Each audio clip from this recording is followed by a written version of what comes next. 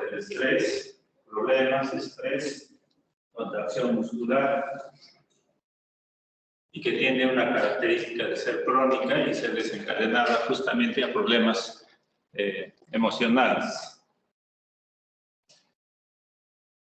Entonces, es una enfermedad propia de nuestros tiempos, propio de problemas del ambiente familiar, propios del ambiente laboral y de nuestras relaciones en general.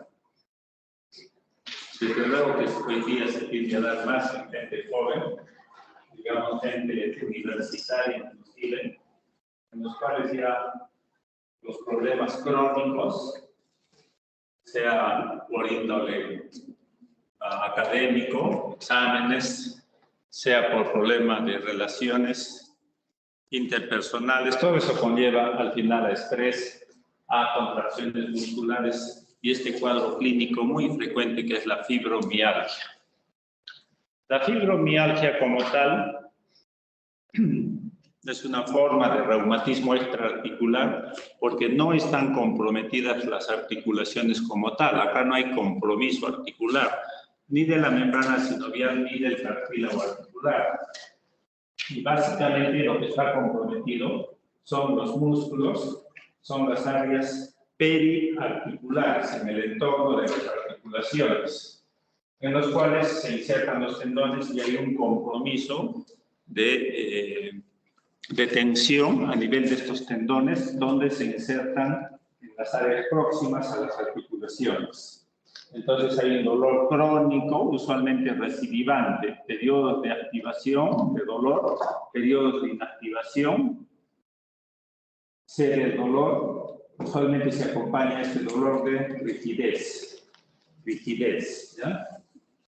Hay rigidez, entumecimiento, es lo mismo decir que rigidez, en las áreas comprometidas, que vamos a ver después cuáles son las áreas más comprometidas. La fibromialgia como tal puede ser primaria, o sea, solo ser fibromialgia, ¿ya? Y con toda esta fibromialgia primaria es la más frecuente, es la que les digo que se da usualmente en mujeres de edad mediana, 40, 60 años, algo por ahí, y que no tiene una causa subyacente.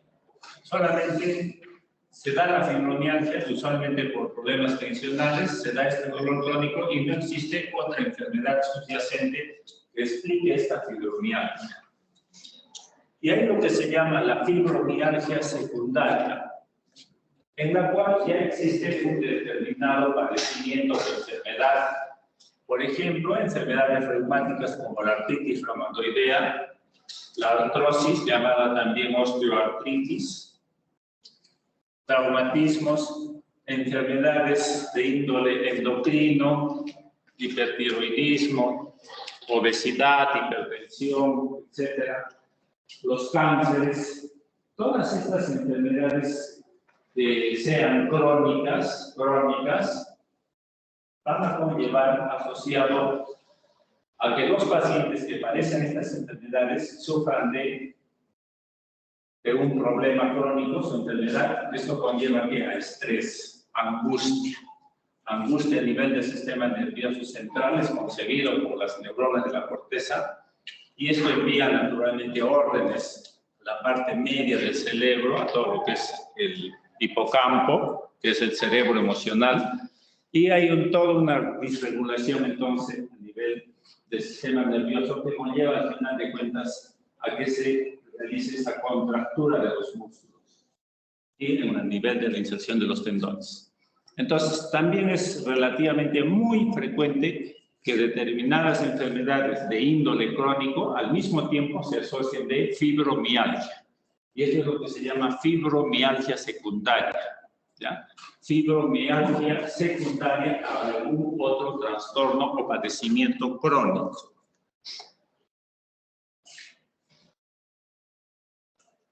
Entonces, fundamentalmente a las mujeres se afectan entre los 30 y 60 años, pero desde luego que también los varones presentan esta fibromialgia. Al parecer existe un mejor control emocional de sus problemas por parte de los varones que las mujeres, Y esta sería la causa porque es más frecuente entre las mujeres, ¿sí? Antiguamente se le llamaba fibrositis, pero ese término ya ha sido dejado de lado totalmente desde que no existe un proceso inflamatorio. Acá no existe inflamación. Le voy diciendo que los reactantes de fase aguda, llámense velocidad de sedimentación, llámense proteína C reactiva, que sirven para determinar si una enfermedad tiene inflamación o no. Se elevan ambos reactantes de fase aguda en caso de que haya una inflamación. Y de no haber, no tiene por qué elevarse.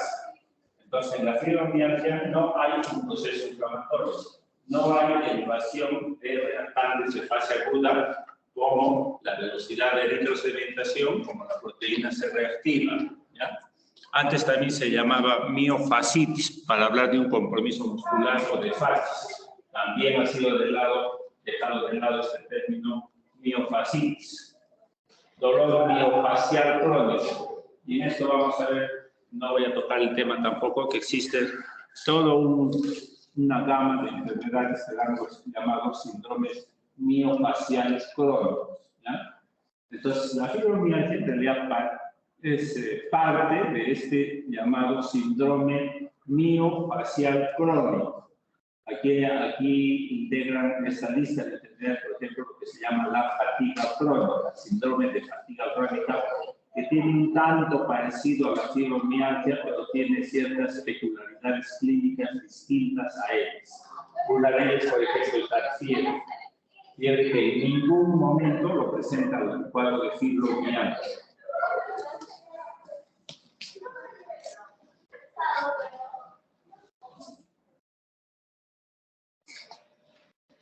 El hecho es de que en la causa de esta fibromialgia aún se desconoce bien cómo es que se da esta entidad de la fibromialgia, ¿ya?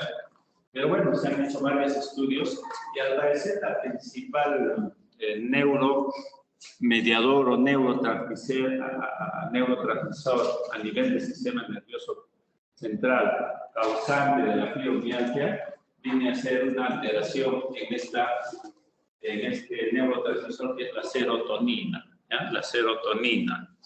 Al parecer los niveles de serotonina están disminuidos en los pacientes que padecen de fibromialgia, y vamos a ver después uno de los tratamientos, y el tratamiento base de la fibromialgia es incrementar los niveles de serotonina a nivel del sistema nervioso central, impidiendo la recaptación a nivel de sus receptores de la serotonina, ¿ya?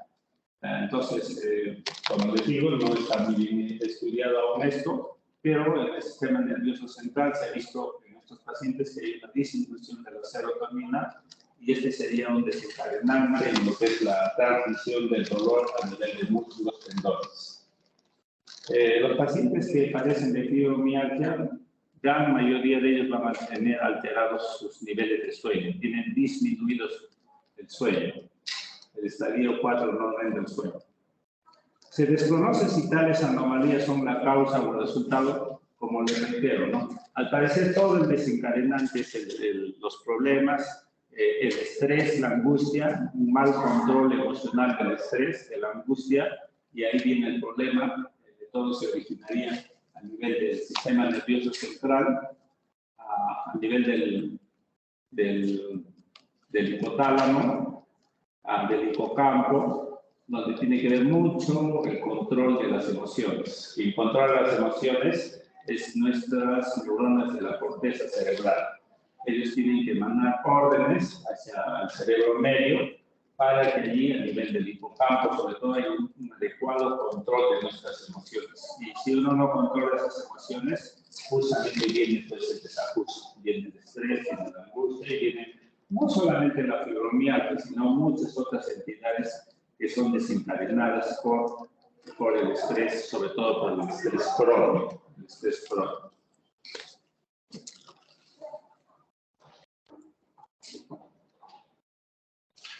Entonces, el paciente viene a consulta externa refiriendo dolor. Dolor es el síntoma básico por el cual acuden los pacientes a la consulta externa, y como ya lo reitero, pues el dolor es el motivo de la consulta de todas las enfermedades, casi a la consulta médica en general, ¿no?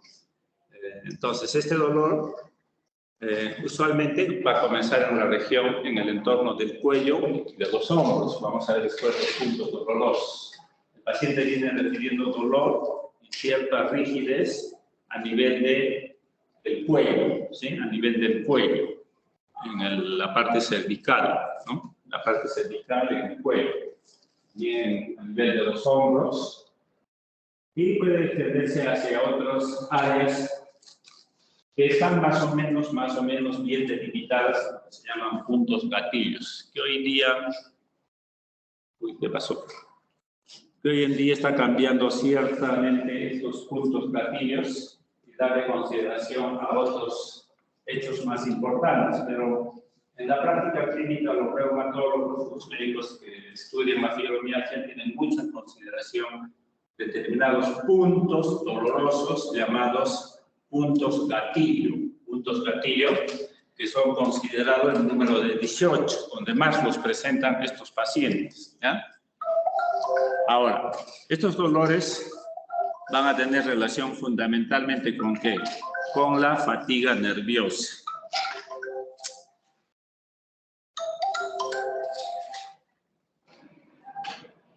Disculpen un ratito. Entonces, tienen relación fundamentalmente, el dolor se va a presentar en relación a que haya una disregulación nerviosa, reitero, del estrés. Pero bueno, se puede presentar a cualquier hora del día según se presente o no la disregulación del estrés. Que tengan relación con la actividad física es probable también, pero el hecho de que una actividad física que es recreativa, que tenga el bienestar, de hacerlo sentir bien al paciente, esta actividad física es de mucho bienestar en lo que es fibromialgia, ¿ya? Si a uno le gusta jugar sus futbitos y tiene fibromialgia, de hecho que se le va a pasar los dolores. Si a uno le gusta nadar, igualito, de hecho que se le va a pasar el dolor. Entonces la actividad física tiene relación a que puede mejorar el cuadro clínico, ¿ya? Los climas siempre, el frío en realidad no es causante de una enfermedad, pero sí es desencadenante de dolores, ¿no? El frío mismo trae, que se llama vasos sanguíneos arteriales,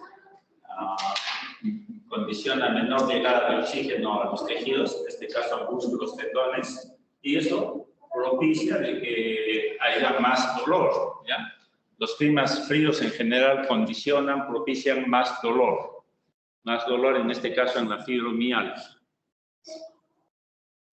Desde luego que las personas que hoy en día hay tantos desajuste social, las personas duermen menos, y el hecho de dormir poco tiempo también conlleva fatiga y también a mayor dolor. Es un círculo vicioso que se da entre lo que es el dolor en los puntos gatillos de la fibromialgia y la alteración del sueño, la disminución en el sueño. Es todo un círculo vicioso que se da entre estas dos condiciones. ¿Qué cosa es la fatiga? La fatiga no es otra cosa que la falta de ganas de trabajar. El paciente tiene que ir a trabajar, tiene que trabajar, está laborando, pero tiene tal desgano que no quiere ir a trabajar. A eso se llama la fatiga, ¿ya? Entonces, en la fibromialgia también se da esto, se da fatiga, ¿ya? El hecho de que el paciente se siente tan mal con los puntos dolorosos que no lo dejan, y entonces el paciente presenta fatiga, ¿ya? 90% experimentan una fatiga, y esa fatiga puede ser moderada, severa. Y todo es el círculo vicioso, todo eso conlleva a una falta de sueño, y la falta de sueño también condiciona más fibromialgia, círculo vicioso.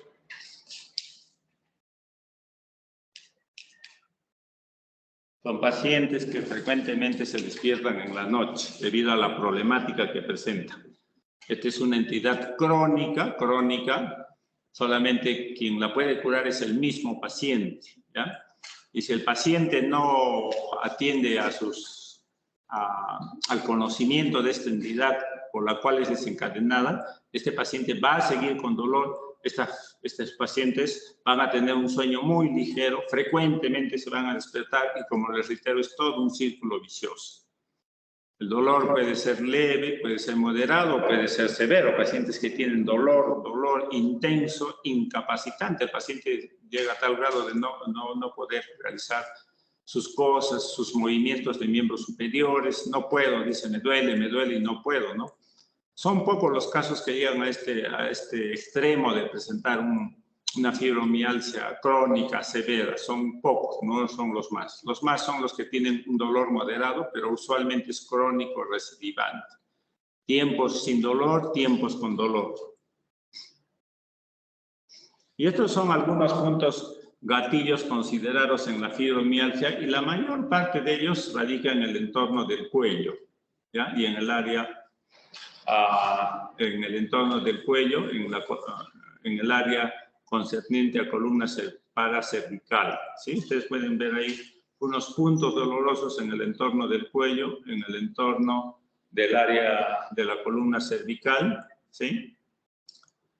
Puntos dolorosos en la parte superior glútea, puntos dolorosos en la parte inferior glútea, ¿sí? Puntos dolorosos en el entorno del esternón, ahí pueden ver, 4 puntos dolorosos. Puntos dolorosos en el entorno del epicóndilo. Puntos dolorosos en el entorno de las rodillas. Estos puntos dolorosos, que usualmente son bilaterales en los dos lados, que usualmente son simétricos, o sea, el dolor es bilateral en los dos lados del cuerpo, es simétrico por igual en los dos lados. Muchas veces lo tienden a confundir con la artritis reumatoide. La artritis reumatoide, ustedes saben, es una artritis, inflamación de la membrana sinovial, es una artritis. La fibromialgia no es una artritis. La fibromialgia es dolor muscular y dolor en las zonas donde se insertan los tendones a nivel de los huesos. Son como entesopatías, pero no están descritos como entesopatías. Es un dolor en la zona de inserción próxima al hueso, pero no es la misma zona, no es una entesopatía, ¿ya? Dolor, y entonces es periarticular en el entorno de la articulación. Por ejemplo, en el codo, a nivel del epicóndilo, ¿ya? Ahí hay una tensión a nivel de los tendones próximos a su inserción a nivel del epicóndilo, ¿sí? Pero es simétrico, es bilateral. Y entonces el médico tiene que saber bien hacer el diagnóstico diferencial entre lo que es una artritis y entre lo que es un síndrome extraarticular, como el caso de la fibromialgia en este caso, ¿ya? Igual en las rodillas. No es que haya artritis en las rodillas, sino hay un reumatismo extraarticular tensional a nivel de los tendones que están próximos a insertarse a nivel de la parte proximal de la tibia, ¿ya?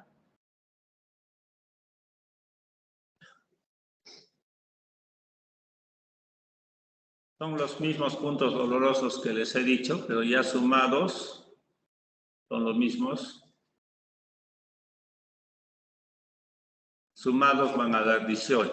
Estos 18 son los que se llamaban los puntos dolorosos gatillo. Puntos dolorosos gatillo. O sea, el paciente viene refiriendo, usualmente lo que más dice, me duele acá en la región de la nuca, o me duele en la región del torso, dice, en el área interescapular muchas veces, acá están las escápulas, en la parte superior interescapular, ahí es donde usualmente, donde más los pacientes vienen refiriendo el dolor, ya, en esas zonas, en el entorno del cuello.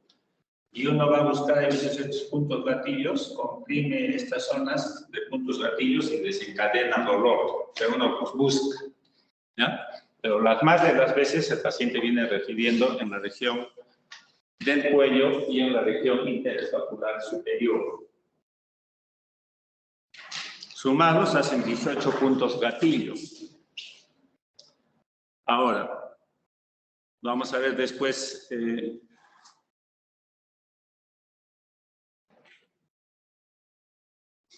Para decir que nosotros tenemos una fibromialgia, tiene que haber entonces un dolor subjetivo que viene refiriendo el paciente y el dolor objetivo, que es el que el médico va a realizar una presión con su dedo de aproximadamente 4 kilogramos.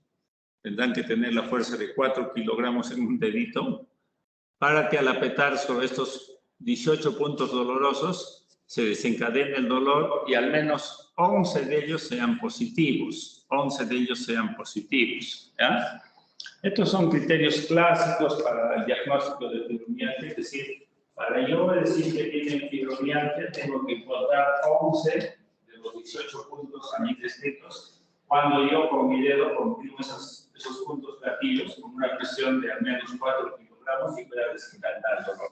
Bueno, esto es algo que está descrito, sí, son criterios para diagnosticar fibromialgia, pero lo concreto es en la práctica, es que cuando uno va a ver un paciente con esta entidad, no esperamos encontrar los 18 puntos, ¿ya? Los 11 de los 18, sino que puede ser que simplemente tenga algunos puntos dolorosos en el entorno, sobre todo a nivel del cuello o interescapular, y entonces, uno descarta que haya otras enfermedades que puedan causar este dolor, y al final uno se queda con que el diagnóstico es con fibromialgia. La fibromialgia hoy en día es un diagnóstico de exclusión. ¿A qué se refiere de exclusión? Que voy a descartar otras enfermedades que me puedan ocasionar dolores musculares o en el entorno del tendón próximo a su inserción, pero que no obedezcan a otras causas, a otras enfermedades, a otros reumatismos extraarticulares o a otras enfermedades articulares. Como les digo, en el diagnóstico diferencial muchas veces con artritis reumatoidea, no muchas veces, algunas veces se confunde con este diagnóstico. Tiene que venir el especialista a decir, acá hay compromiso articular. Si hay articular, eso no es fibromialgia. Pero si no hay compromiso articular y el compromiso es un reumatismo extraarticular, con puntos dolorosos, gatillos bien buscados, entonces uno se queda con el diagnóstico de fibromialgia, ¿ya? Entonces hay que descartar otras enfermedades que puedan ser causa de estos dolores. Por lo demás, en la fibromialgia tiene que pasar más o menos 3 meses. 3 meses de evolución. No es una enfermedad aguda. Yo no puedo diagnosticarla en un mes. No. Tienen que pasar 3 meses. Pero eso no implica que yo pueda sospechar que tiene fibromialgia al mes, a los 2 meses. Desde luego que sí. El paciente típicamente presenta este cuadro clínico, hasta 1 mes, 2 meses de evolución, estoy descartando otras enfermedades y en ese momento tengo que hacer un diagnóstico de fibromialgia, un diagnóstico más probable, pero de todas maneras, como es una entidad crónica, lo que está descrito en los textos es que tiene que pasar 3 meses para yo diagnosticar definitivamente una fibromialgia, ¿ya? Una fibromialgia.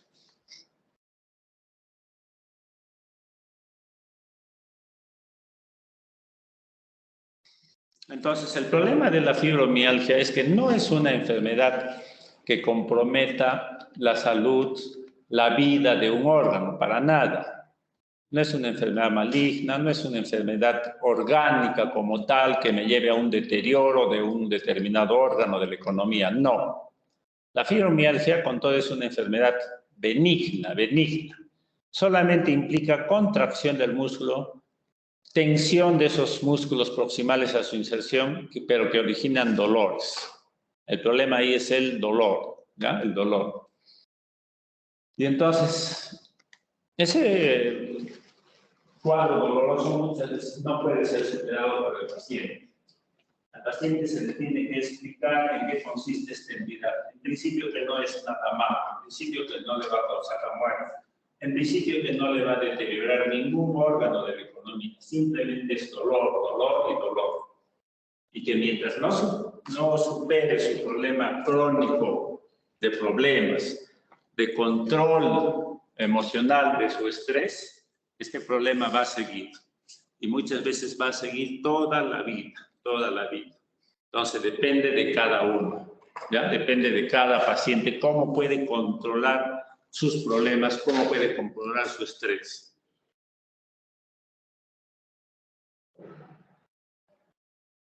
Entonces, muchos pacientes se adaptan a su dolor, viven con su dolor y tienen que seguir laborando con su dolor. Como les reitero, esta no es una enfermedad incapacitante.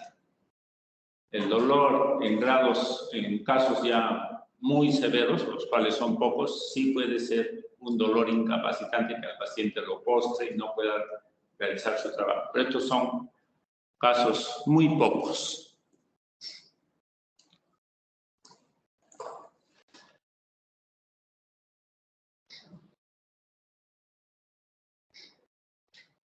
Bueno, como en toda enfermedad, muchas hoy día de las enfermedades en su pronóstico van incluyendo muchos otros hechos, otros factores como las comorbilidades, ¿no?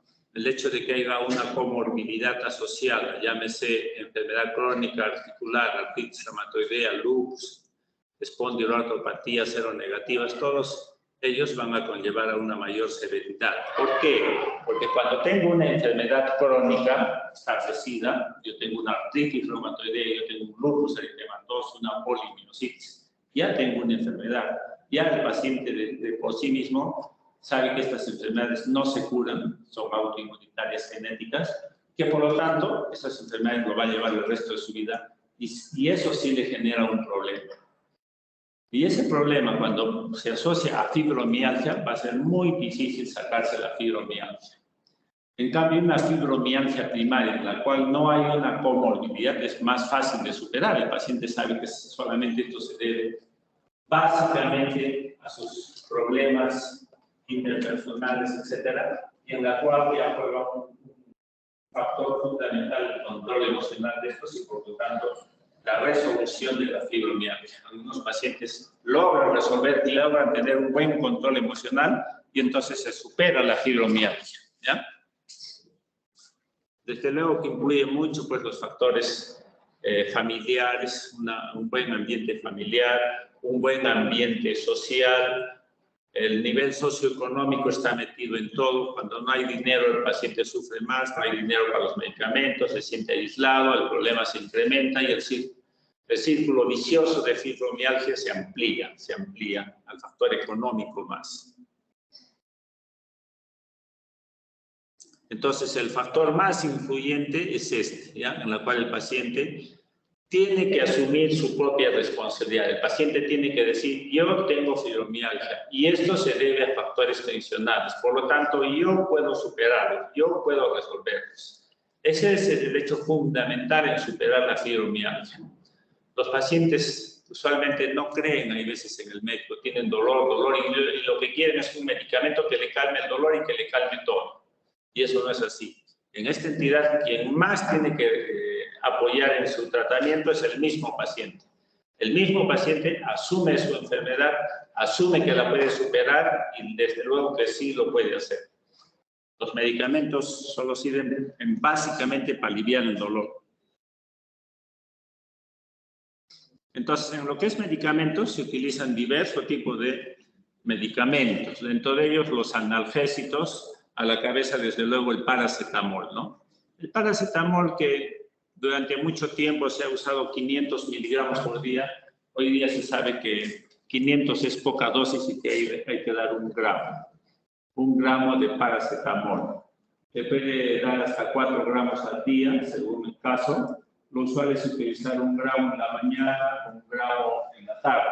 Se puede utilizar 1 gramo a mediodía, sí, 3 gramos al día.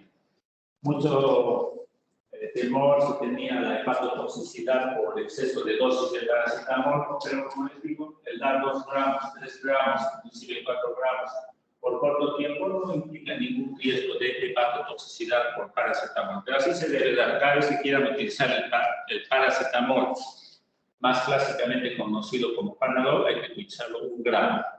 Si viene en presentación de 500 miligramos, hay que utilizar 2. Si viene presentación de 1 gramo, como hoy en día viene, se utiliza 1, ¿ya? 1 se puede utilizar cada 6 o cada 8 horas.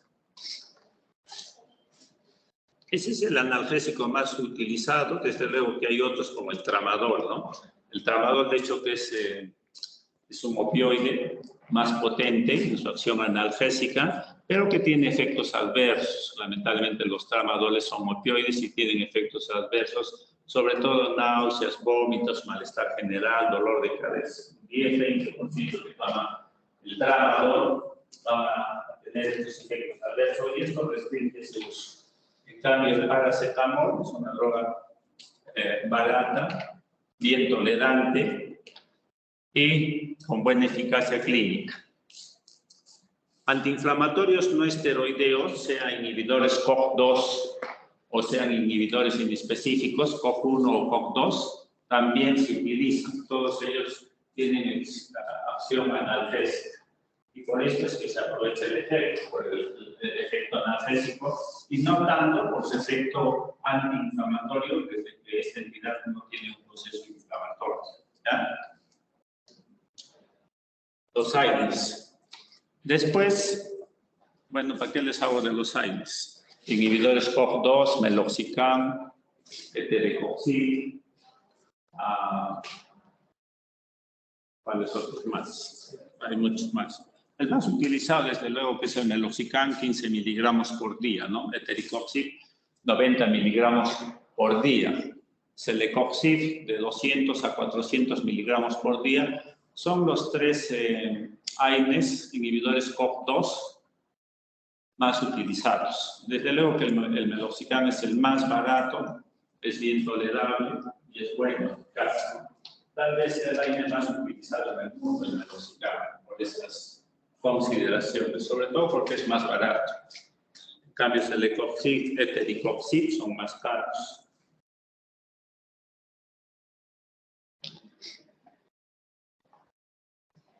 Después se puede utilizar antidepresivos que inhiban la recaptación de serotonina para incrementar los niveles de serotonina que también van a, cuando estos pacientes usualmente también se acompañan de depresión, hay depresión por el dolor, entonces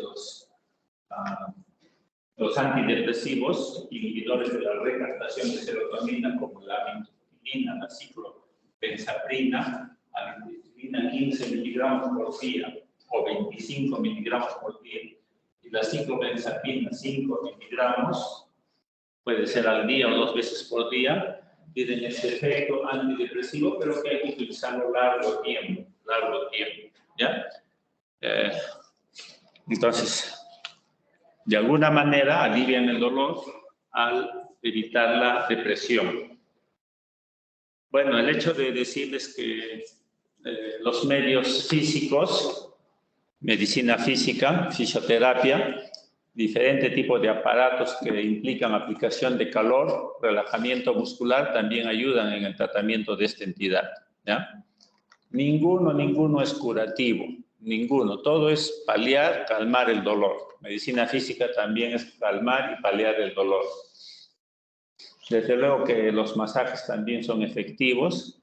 La aplicación de franelas tibias también. Hay programas educativos que ayudan a comprender y controlar la fibromialgia. Esto ya están a cargo de psicólogos cuando el problema es crónico.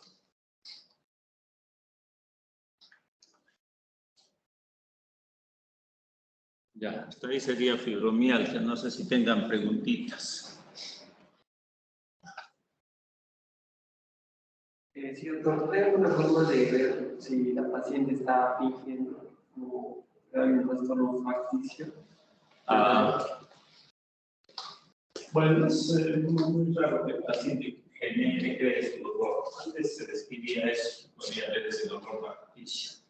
Pero no, hoy en la práctica es muy difícil que un paciente cree, que cree ese dolor, eso se llama hipocondriaco, y que vaya a la consulta y que me diga, me duele, y en realidad no le duele. Eso, en realidad, ya como casi se está alejando, porque hoy en día sí existe este problema de la fibromialgia. Es probable que antes muchos problemas de fibromialgia eran catalogados como hipocondría, ¿ya? Yo realmente en mi práctica clínica no veo hipocondríacos como tal. Que unos pacientes sean más sensibles al dolor y otros menos sensibles, eso sí existe. Los grados de umbral de hecho están dados en los pacientes en mayor o menor dolor. Pero es difícil que existan pacientes que vengan y que me digan, bueno, doctor, me duele aquí, aquí, allá, y en realidad no hay nada. Es muy difícil. ¿Y se puede usar lo que son fármacos de los que son relajantes? Sí, también. La ciclobenzaprina mismo son relajantes, tienen acción relajante muscular. En la práctica no vemos tal vez que tenga tan buen efecto el efecto de relajación muscular. Los relajantes musculares, bueno, ayudan en lo que es relajación, ayudan en lo que es dolor y en algunos también ayudan en conciliar el sueño. Pero esto es relativamente el estilo. En algunos pacientes van bien y en otros no. También es muy dependiente de dosis. No sé si las apenas se utilizan 5, otros hay que utilizar 10 miligramos. Y con eso están bien con 10 y otros con 10, porque todos un sueño con el día. Entonces, es a cada paciente. Pero sí se puede utilizar relajantes musculares.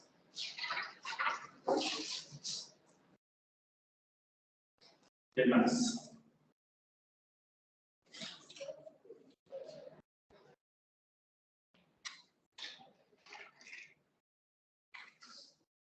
Lo que quiero contar aquí, las pacientes que tienen artritis ya no pueden controlar una fibromíalgia o pueden tener Las dos. Casi un 50% de pacientes que tienen artritis reumatoidea tienen fibromialgia. Las dos tienen. Y hay veces más dolor le causa la fibromialgia que la artritis. Entonces, ya es cuestión del examen, ¿no? Al paciente hay que explicarle bien. Su dolor se debe a la fibromialgia y no a su artritis. Su dolor se debe al estrés y netamente que estrés, y eso depende de usted, no hay ni controles. Eso no es nada para mal, usted tiene que entenderlo así. Y por lo tanto, usted es la base de su tratamiento, hay que decírselo. Entonces la paciente dirá, bueno, esto es fibromialgia, esto yo lo puedo solucionar, y control emocional, ya. Fácil es decir control emocional, pero es una palabra muy fácil de digerirla, pero en realidad tener control emocional implica tener conocimiento de muchas, a nivel del sistema nervioso central, cómo es que uno puede modular, ¿no? Claro que un médico lo puede dominar mejor, ¿no? A nivel del cerebro medio, cómo es que se sucede este control emocional, conocer un poco de los neurotransmisores, el control de la corteza sobre el cerebro medio, eso el paciente no lo va a entender, pero sí el paciente en la vida práctica se le puede enseñar a cómo controlar sus emociones, ¿no? Hoy en día hay varias escuelas de psicología que se dedican a esto, ¿no? Al control emocional, solamente al control emocional, que en realidad es el problema básico desencadenante de las enfermedades, ¿no? El poco control emocional de sus emociones.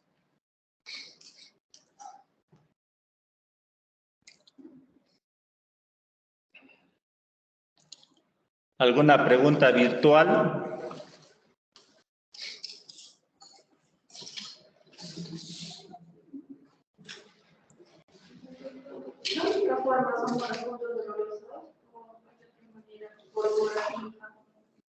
No, me olvidé de decir, o sea, ahí no hay ninguna técnica, examen, que nos vaya a decir, a colaborar en el diagnóstico de fibromialgia. Ni resonancia magnética, ni ecografía, ni rayos X, ni, como les digo, reactantes de fase aguda, nada de nada, ¿ya? El paciente, ay, no, yo doctor, quiero que me haga todos los exámenes, quiero resonancia, quiero densitometría ósea, debo tener osteoporosis, quiero sáqueme al menos una radiografía, y uno tiene que hacerlo, porque le tiene que decir, mire, le he tomado sus rayos X y sus pulmones están normales. He tomado una densitometría y sus huesos están normal, no están descalcificados. Y si por A o por B están descalcificados, hay osteoporosis, le tengo que decir, esta osteoporosis que usted tiene una osteoporosis, la osteoporosis no causa síntomas, no causa dolor. La causa de su dolor es la fibromialgia. Y el paciente en la práctica quiere que se realice todos los exámenes porque quiere descartar, ¿y tendré cáncer o no tendré cáncer? Dice. Ay, hay que estar pidiéndole otros estudios. Y quiere saberlos, porque si no, se va a un otro médico y que le va a pedir y va a sacar plata, y ya, pues dirá al final, ah, no tengo nada, solo tengo fibromialgia. Y gastará un montón de plata, ¿no? No hay ningún examen que ayude en el diagnóstico.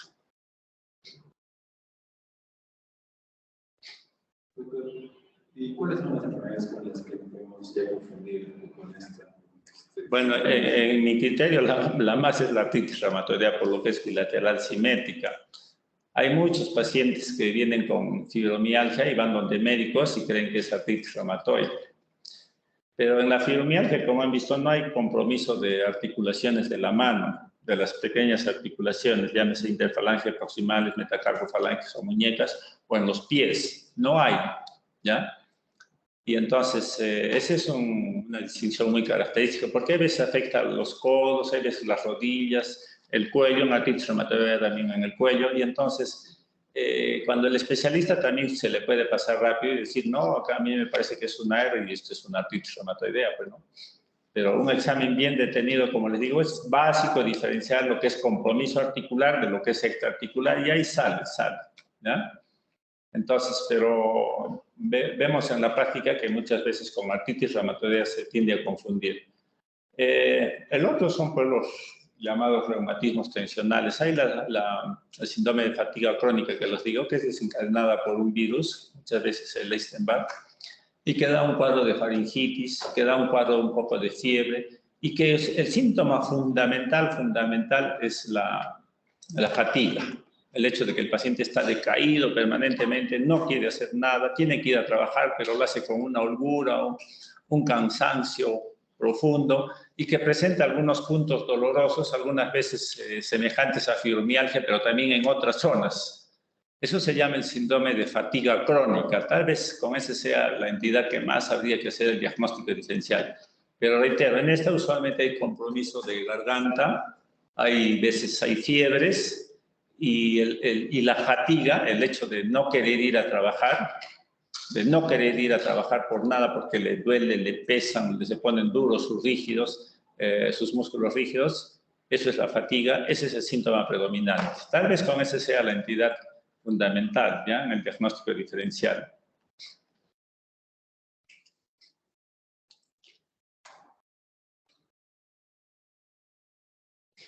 Bueno, muchachos, mañana nos vemos conmigo. La última clase yo les hago artritis reumatoide y ya después siguen con nosotros docentes, ¿ya?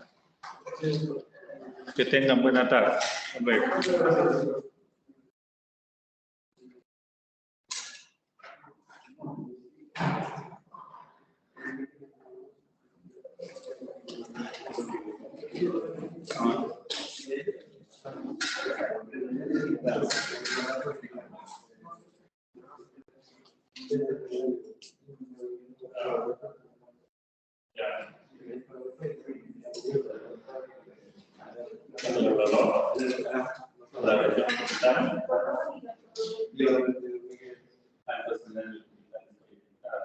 Sí, cierto, me terapia parece compromisoso.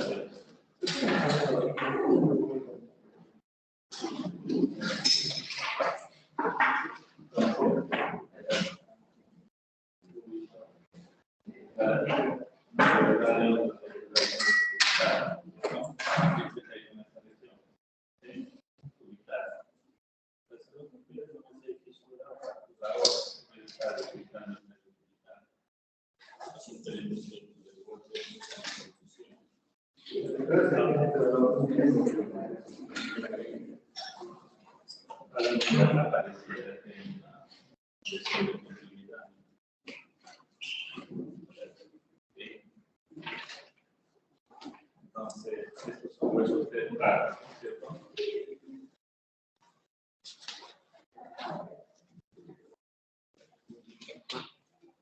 ¿Se ha grabado?